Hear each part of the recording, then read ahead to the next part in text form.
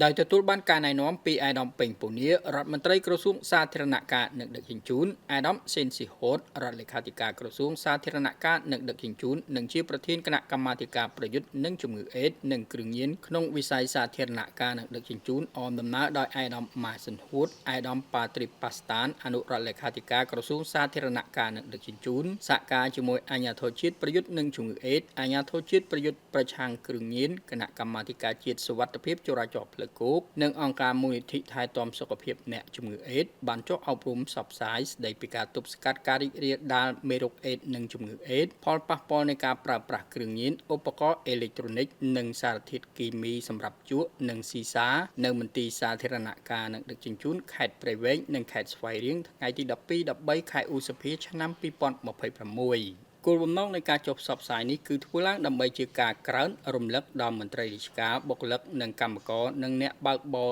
រថយន្តនៃខេត្តនីមួយៗក្នុងការចូលរួមការពារទប់ស្កាត់ការចម្លងមេរោគអេដនិងជំងឺអេដជៀសផុតពីការប្រើប្រាស់គ្រឿងញៀននិងជាការពញាក់ស្មារតីឲ្យមានការប្រុងប្រយ័ត្នបានខ្ពស់ចំពោះការធ្វើដំណើរទៅគ្រប់ទីកន្លែងមានស្មារតីទទួលខុសត្រូវរក្សាសុខសុវត្ថិភាពជាចំណែកក្នុងការចូលរួមកាត់បន្ថយគ្រោះថ្នាក់ចរាចរណ៍ទាំងអស់គ្នាអាដាមរដ្ឋលេខាធិការបានថ្លែងអំណរគុណនិងបាននាំនៅប្រសាសន៍ផ្ដាំផ្ញើសួរសុខទុក្ខពីអាដាមរដ្ឋមន្ត្រីពេញពូនីជូនដល់ថ្នាក់ដឹកនាំមន្ត្រីរាជការបុគ្គលិកនិងកម្មករនៅតាមមន្ទីរនីមួយៗដែលតែងតែខិតខំយកចិត្តទុកដាក់ក្នុងការបំពេញកិច្ចការងារអាដាមរដ្ឋលេខាធិការបានអំពាវនាវសូមឲ្យមានការចូលរួមគោរពអនុវត្តទាំងអស់គ្នាគឺត្រូវជៀសឲ្យឆ្ងាយពីគ្រឿងញៀនចូលរួមការពារទប់ស្កាត់ការចម្លងមេរោគអេដនិងជំងឺអេដនិងត្រូវគោរពច្បាប់ស្តីពីចរាចរណ៍ផ្លូវគោកគ្រប់គ្នាអាដាមបានមានប្រសាសន៍ជម្រាបជូនថាដោយនីតិកាលមុនដែរសម្រាប់នីតិកាលទី7នៃរដ្ឋសភានេះរាជរដ្ឋាភិបាលកម្ពុជាក្រោមការដឹកនាំប្រកបដោយភាពឆ្លៀសវៃប៉ិនប្រសប់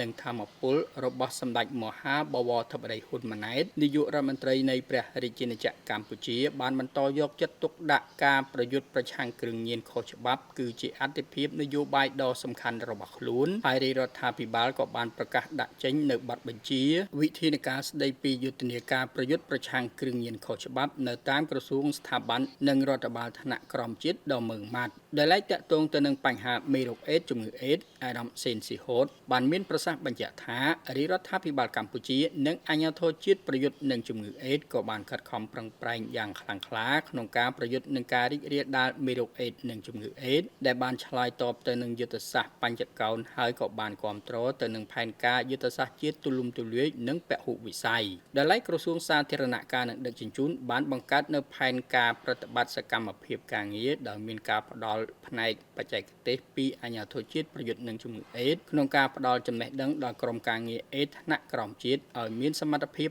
និងបំណិនក្នុងការចូលរួមអប់រំផ្សព្វផ្សាយទប់ស្កាត់ការរីករាលដាលមេរោគអេដនិងជំងឺអេដនិងគ្រឿងញៀនព្រមទាំងសុវត្ថិភាពចរាចរណ៍ផ្លូវគោកយ៉ាងសកម្មតាមវិស័យសាធារណការនិងដឹកជញ្ជូនបន្ទាប់ពីបានតាមដានស្វែងយល់ពីការធ្វើបទបង្ហាញស្តីពីចំណេះដឹងមេរោគអេដនិងជំងឺអេដនិងគ្រឿងញៀនរួមមានការបញ្ជ្រាបការបង្ការផលប៉ះពាល់និងដំណោះស្រាយពីបញ្ហាប្រឈមពីវាគ្មិនអារ៉ាំសេនស៊ីហតបានចូលរួមមតិយោបល់បូកសរុបលទ្ធផលនិងធ្វើការសំណុំពរក៏ដូចជាមតិផ្ដាំផ្ញើជូនមន្ត្រីរាជការនិងមន្ត្រីជាប់កិច្ចសន្យាមន្ទីរទាំងអស់សូមជៀសឲ្យឆ្ងាយពីគ្រឿងញៀនការពារខ្លួនជៀសឲ្យផុតពីមេរោគអេដនិងជំងឺអេដចូលរួមគោរពច្បាប់ចរាចរណ៍ពេលធ្វើដំណើរនិងការបំពេញតួនាទីការងាររបស់ខ្លួនឲ្យបានខ្ជាប់ខ្ជួនដើម្បីគ្រួសារជាតិនិងសង្គមរបស់យើង